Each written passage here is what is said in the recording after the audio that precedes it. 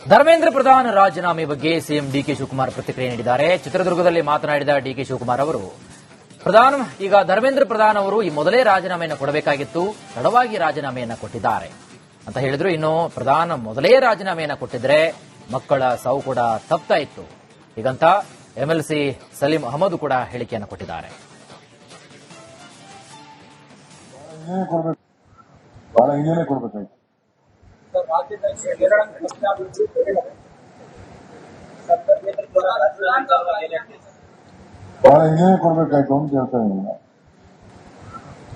ಇದೊಂದು ದೊಡ್ಡ ಈ ಯುವಕರ ಜಯ.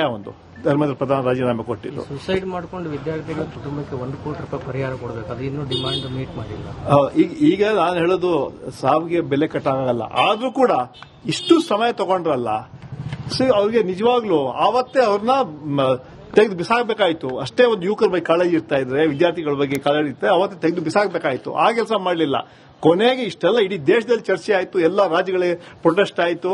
ಕಾಂಗ್ರೆಸ್ ಪಕ್ಷ ಸಂಪೂರ್ಣ ಬೆಂಬಲ ಕೊಟ್ವಿ. ರಾಹುಲ್ ಗಾಂಧಿ ಅವರು, ಖರ್ಗೆ ಸಾಹೇಬರು, ಪ್ರಿಯಾಂಕ್ ಗಾಂಧಿ ಅವರು, ಸೋನಿಯಾ ಗಾಂಧಿ ಅವರು ಎಲ್ಲ ಬೀದಿಗೆ ಬಂದು ನಮ್ಮನ್ನೆಲ್ಲ ಅರೆಸ್ಟ್ ಮಾಡಿದ್ರು ಡೆಲ್ಲಿಯಲ್ಲಿ. ಕೊನೆಗೆ ಅಂತಿಮವಾಗಿ ಯಾವಾಗ ಈ ಇಡೀ ಯುವ ಸಮೂಹ ದೇಶದಲ್ಲಿ ಬೀದಿಗೆ ಬರುವಂತಹ ಸಂದರ್ಭ ಬಂತು, ಈ ಕೊನೆಗೆ ಅಂತಿಮವಾಗಿ ಇವತ್ತು 12 ಗಂಟೆಗೆ Rahul Gandhi prime minister Rahul Gandhi press conference ಮಾಡಿದ್ರು. 2:30 ಗಂಟೆಗೆ ರಾಜೀನಾಮೆ ಕೊಟ್ಟಿದ್ದಾರೆ. ಆದ್ರೆ ಇಲ್ಲಿಗೆ ನಾವು ಈ ಹೋರಾಟ ನಾವು ಬಿಡುವಂತ ಪ್ರಶ್ನೆ ಬರೋದಿಲ್ಲ. ಯಾಕಂತ ಹೇಳಿದ್ರೆ